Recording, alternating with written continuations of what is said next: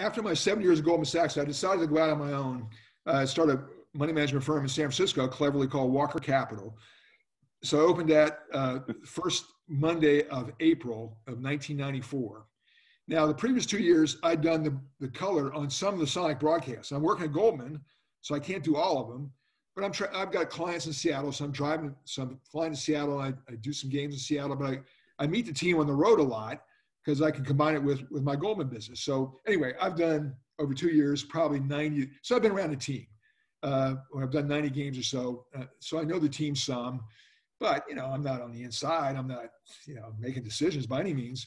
So I had my money management firm open less than 2 months. And Bill Ackerley, who was the son of the owner, calls me. And I've known him a little bit, but not really. And he says, do you have any interest in talking to us about a front office position? And I said, well, I just started this money management firm. So I feel an affiliation for the organization after doing a broadcast and playing there 5 years. But no, I have no interest in working full-time for the organization. I want to run my money management firm. So anyway, that resulted in me taking a job as a consultant because they didn't have a general manager. The general manager left to take a job with the Blazers, a guy named Bob Whitsitt. So I said, still, I'm a no. But the draft is coming up. This was May. This was May of 1994. The draft was June. I'll help you temporarily. And if you want me to talk to anybody about being the next GM, maybe I know him, maybe I don't, but I'm happy to help. Well, it was a classic human nature reaction. They didn't say this, but this is my interpretation. Because I said no, they decided, hey, we got to have that guy. Yeah. So another story is this. So I'm about to turn 40 years old in July of 1994. A woman I'm going out with, who's now my wife, who just came by, I just gave her a wave saying, no, I'm on with you guys, is taking me to Maui. Isn't that nice? She's taking me to Maui for my 40th birthday. So I say to her, Linda, and we're not engaged, but there's an addendum to the story. These people have been nice to me. I respect them, but I need to go down up there and have a face-to-face with them to say I'm not because they haven't interviewed anybody else for the GM job. To tell them face-to-face, I'm not your guy. I'm running Walker Capital, and that's my name's in the door, and that's what I'm doing. So I'm coming back, and we'll go straight to Maui. So I fly up, I think it's a Tuesday, I sit down with the owner and his son, Barry Ackerley and Bill Ackerley. And Barry gives me a hypothetical, like, well, what would it take, for you to be interested in being our front office guy or GM? And I'm like, well, I don't think anything. He said, well, hypothetically. So, well, I'd have to have equity in the team because I just started my own money management firm. And I did that because I wanted to build equity in my own company. And what I think I'm doing is giving him a face-saving way to say, no, we can't do that. We're closely held. It was a public company. I think that's what I'm doing. I'm not negotiating whatsoever. And he says to me, let me sleep on that. I'm thinking, sleep on that? Wait, what just happened here? You're like, I'm coming here to say no. Yeah, I thought I'm saving no. I'm saying no. So anyway, I called Linda that night, and she starts to have the conversation with, oh, how did they take it? Were they okay? I said, I might have taken the job. She's like, what are you talking about? What are you talking? So anyway, I went the next morning and I have the meeting, and obviously now Barry says, well, we started drawing up a contract. You got X percent of the team, and we'll get the salary. And so I ended up signing a deal that morning. Leaving that afternoon to get on a plane to go meet Linda in the San Francisco airport. We fly to Maui.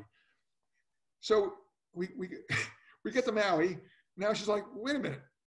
You're moving. She's living in Palo Alto. You're leaving. You're taking a new job. What about us? So I proposed. So so in a 3-day span, I turned 40, took a new job, changed locale, and got engaged. So anyway, that's what happened. So you got reverse psychology like twice in 48 hours.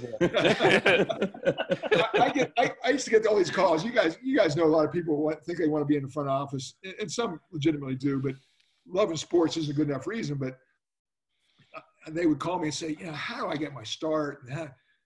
And I would jokingly say, although they didn't think it was very funny, I said, well, here's what you do. you take another job and you sit in your office and then just wait for the phone to ring for somebody to offer you the job. That's how I. Again, not too much laughter from them. But anyway, the net of all that was I put myself in a position to be around the game again by doing the broadcasts.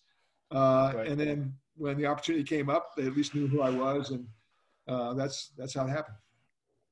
Wow, that's incredible. Yeah, you made some great trades and great acquisitions while you were at Seattle, and you guys had incredibly successful seasons. But you also had some really unique teams too, with guys like Gary Payton and Sean Kemp. What was it like having them under you? You know, great in the sense that they were really talented players. Tricky at times. Gary, you always knew, was a great competitor. When I got there in '94, Gary had never made an all-star team.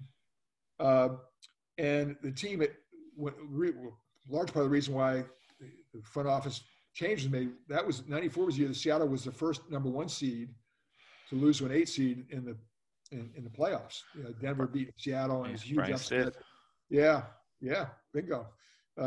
So anyway, there was a lot of turmoil around that. And so Gary, I'd been watching him. I'd done his games when he was at Oregon State when I was doing the Pac-10 games. There was a Pac-10 before Pac-12. And so I respect for his grit and how tough he was, but he really wasn't that good offensively. He was good. I mean, he could score. He could really finish, and he had a post-up game, but inconsistent. So anyway, but I knew his game. I knew all their games. And Kemp, I thought, was just the next guy. He was so talented and powerful and quick. His personal habits just should have been better, could have been better. But, he and I could talk. We had a nice relationship. Well, we lose again in the first round of the playoffs in '95 with a team that won 57 games. So we were good. We didn't win the division that year. So now at the end of the '95 season, it's, get rid of the coach. You got to get rid of either Payton or Kemp. And I'm 1 year as a GM, and I'm thinking, these guys, we need to tweak it some. Our coach, George Carl, and our shooting guard, Kendall Gill, got into it publicly all year. It was ugly. It's a Sports Illustrated story. It was ridiculous on both their parts. But anyway, I had to kind of navigate that, if not mediate it. So we had to move Kendall at the end of that year. The bottom line was we had a really talented team, terrible chemistry, and we didn't have enough outside shooting. So I was able to make a trade for Hersey Hawkins and David Wingate for Kendall Gill. Now, Hersey Hawkins turns out to be the best guy ever and could really shoot the ball. He was an undersized too, but just fit in perfectly. David Wingate gave us something we didn't have before. Anyway, the next season, and for the people that watched the Last Dance, we end up, winning 64 games. At that time, it was the 10th best regular season record of all time. We play the Bulls in the finals. Now, as a Seattle-centric guy, I'm sensitive how we were characterized in the Last Dance, because at one point they got Bob Costas saying, these may be the biggest underdogs in a long time in the NBA Finals. Well, then they put up the graphic where the Bulls only lost 13 combined regular season and playoff games that year. We, Seattle, the Sonics, had beaten them 3 of those 13. We beat them in the regular season, and we beat them twice in the finals. So we had a great team. In a normal year, if we're not playing arguably the greatest team of all time, the 95, 96 Bulls, that team would have been a championship team. But we did play the Bulls and lost. What happened after that is unfortunate for Sonics, for fans, but really for Sean himself. Sean got sideways on his contract, and Gary was a free agent, so he got a big contract and deserved it. But Sean was tied up in his contract for 2 more years, but he let it bother him so much, and then he gained weight. So his game went down. In the '96 finals, Sean Kemp, next to Jordan, was the best player on the floor. As great as Pippen was, as great as Payton was, and there were a bunch of Hall of Famers out there. Rodman was out there. Sean was fantastic. But then a year later, we move him. But we did win the division 3 straight years. We're playing against Kobe and Shaq in the Pacific. 2 straight years we win the division, even with Kobe and Shaq in LA. So we had a great run. The piece in The Last Dance, I remember playing against Gary Payton. I don't know, in high school or some national tournament or whatever. And he was just like a big trash talker, right? So Still is. Yeah. The piece of The Last Dance where Jordan starts talking about how Gary Payton, where they show Gary Payton making the comments that he was tiring Jordan out. Yeah. When you watch that, what were your I thoughts? started laughing. Yeah.